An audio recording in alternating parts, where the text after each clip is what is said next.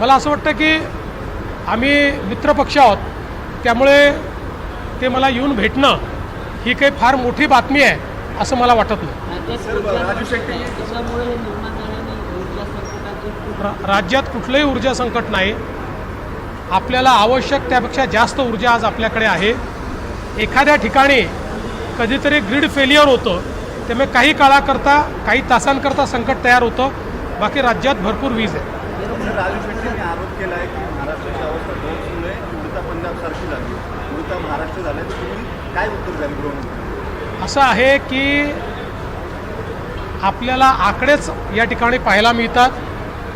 पंजाबची स्थिती काय, इतर राज्यांची स्थिती काय आणि महाराष्ट्राची स्थिती काय आहे. त्यामुळे महाराष्ट्राला अशा पद्धतीनं बदनाम करणं हे राजू शेट्टींना शोभत नाही. अर्थात अंमली पदार्थ हा एक हे मोठं आव्हान आहे. केवळ महाराष्ट्रासमोर नाही, संपूर्ण देशासमोर आहे. पण देशाचे कणखर गृहमंत्री माननीय अमितभाई शाह यांनी मोदीजींच्या नेतृत्वात संपूर्ण भारतामध्ये ड्रग्सच्या विरुद्ध मोठी लढाई सुरू केली आहे. महाराष्ट्र त्यात अग्रणी आहे. काही काळ हा लढा आपल्याला द्यावा लागेल, पण मला विश्वास आहे की निश्चितपणे आपला विजय त्याच्यात होईल. धनंजय पाटीलनी पुन्हा एकदा आंदोलनाचा इशारा दिला. असं आहे की आत्ता जी काही आंतरराष्ट्रीय परिस्थिती आहे त्यामुळे आपला कांदा बांगलादेशातही जात नाही आहे, आखाती देशातही जात नाही आहे. उत्पादन अधिक आहे, त्याला खरेदीदार कमी आहे. आणि म्हणूनच कालपासनं केंद्र सरकारने इंटरव्हेन्शन सुरू केलं आहे.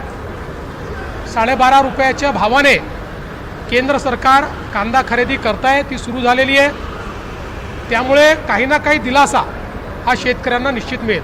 पुन्हा एकदा आंदोलनाचा इशारा दिलेला आहे. 30 तारखेपासून पुन्हा एकदा ते आंदोलनावर बसणार आहे. त्यांच्या मागण्या दोन एक सातारा गॅजेट लागू करा आणि व्हॅलिडिटी सर्टिफिकेट सुद्धा तातडीने द्या.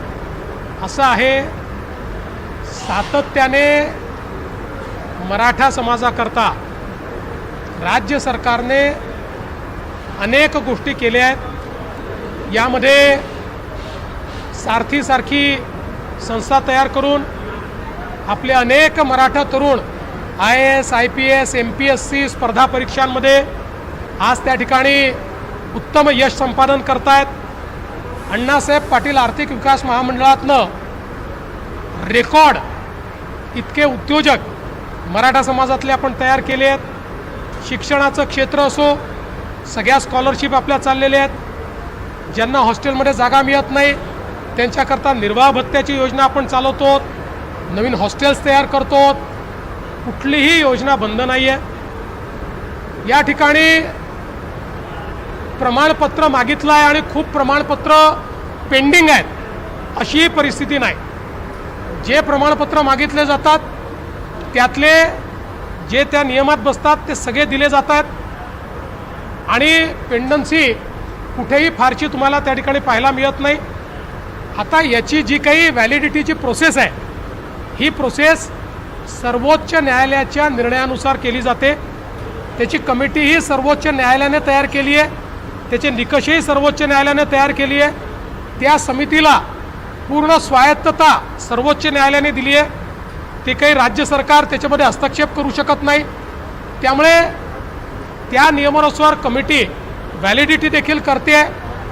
आणि सातारा गॅझेटचा जो काही या ठिकाणी संबंध आहे, आपल्याला माहिती आहे हैदराबाद गॅझेट दिल्यानंतर त्याची केस ही आत्ता माननीय उच्च न्यायालयामध्ये चाललेली आहे. अजून त्या केसचा निकाल लागलेला नाही. त्यामुळे कंटेम्प्ट ऑफ कोर्ट कुठेही होऊ नये या दृष्टीनं त्या ठिकाणी आमच्या लॉ अँड ज्युडिशरी डिपार्टमेंटने जे काही सल्ला दिलेला आहे त्या सल्ल्यानुसार आम्ही काम करतो. कुठेही मराठा समाजाकरता आम्ही केलेल्या योजना स्लो केल्या नाहीत, बंद केल्या नाहीत. उलट अधिक ताकदीनं आम्ही त्या चालवतो. आणि जेवढं मराठा समाजाकरता मुख्यमंत्री म्हणून मी आणि एकनाथराव शिंदेजींनी केलं, मला वाटत नाही की महाराष्ट्राच्या इतिहासात कुठल्याच सरकारमध्ये झालेलं आहे. तथापि लोकशाही आहे, प्रत्येकाला मत व्यक्त करण्याचा अधिकार आहे, त्याला तुम्ही थांबवू शकत नाही.